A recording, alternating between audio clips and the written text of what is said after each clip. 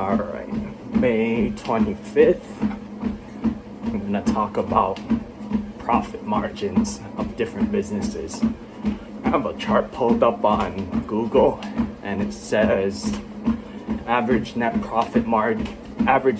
gross profit margin by industry. And I'm assuming these are the big ones and just in general. But auto repair has a net profit margin of 12%. Construction 5%, hotels, hospitality 8%, maintenance 10%, food and restaurants 15%. That seems kind of high. Retail is 5%, tax services is 20%, transportation is 19%. So when you judge a business just by those numbers, tax services is the highest percentage. But also you have to, and retail is the lowest. But you have to think about how much gross volume a business might move.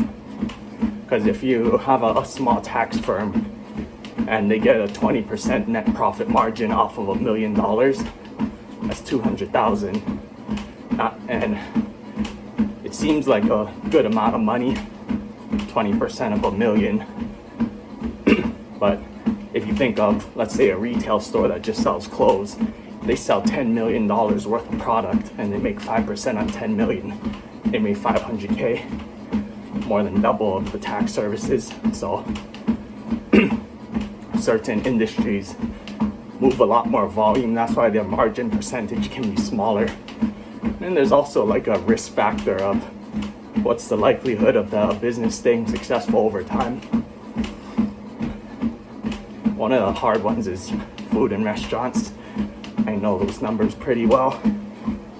And for example, McDonald's, a normal store for McDonald's moves, I think it said 3 million per store or something like that. And I think I saw the franchise owner gets to keep 5% and makes 150K per store. And that's including like you have to apply, you can't have any other businesses, they have to accept you, and you have to pay the startup cost, among other things. So the reason I wanted to talk about margins and risk in general is because right now, well, just today, I was just scrolling through Facebook and I saw at least 3 restaurants shut down. And it's hard to see because obviously I'm in the restaurant industry too in Hawaii.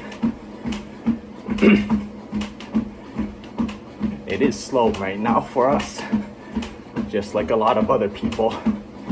So with all this recession talk, I think people are less prone to spending money. And the first thing on everyone's budget to go is dining out. So I think we're gonna see a lot more restaurants shutting down in the next couple months if things don't pick up in terms of the stock market or something. But there is a light at the end of the tunnel. The more restaurants that get shut down now, the more market share the remaining businesses will have to absorb. Because let's say this recession or slowdown in the economy, let's just talk specifically about Hawaii.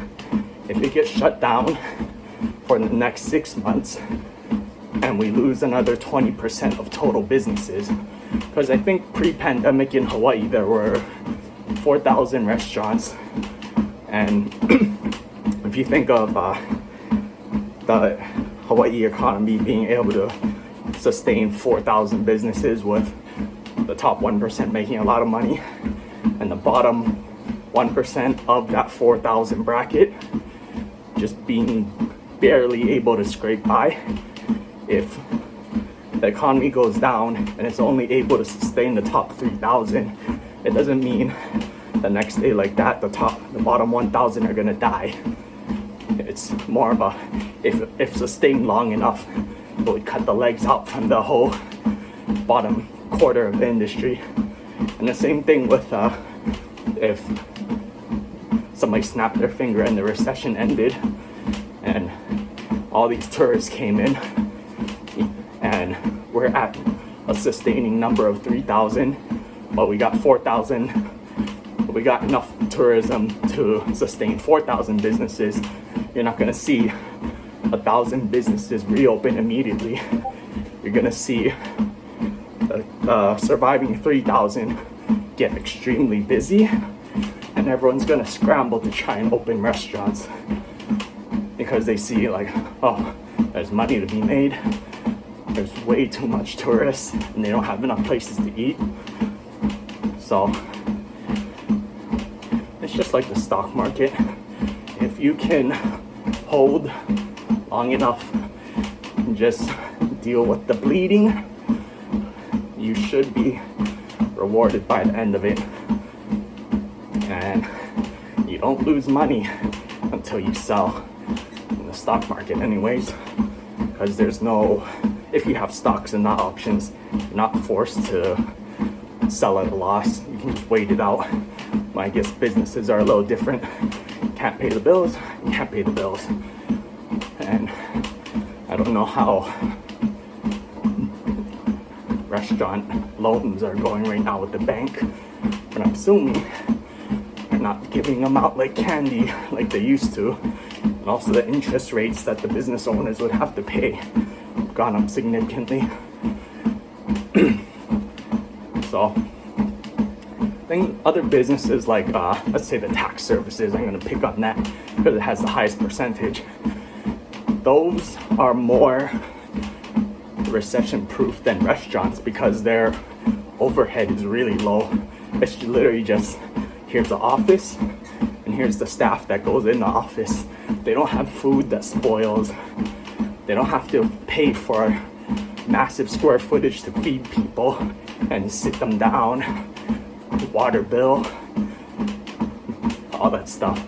So the ones that are more flexible in terms of consistent monthly overhead costs, those are going to be the lower risk businesses as compared to food, which is the most spoilable, prone to spoiling, burning, dropping, all that stuff type of business. So as far as Hawaii, I think in general the food industry is priced way too low.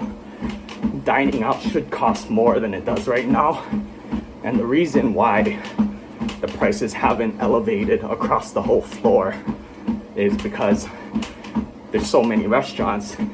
If one restaurant decides to raise their prices, then all the customers just by default wouldn't go there.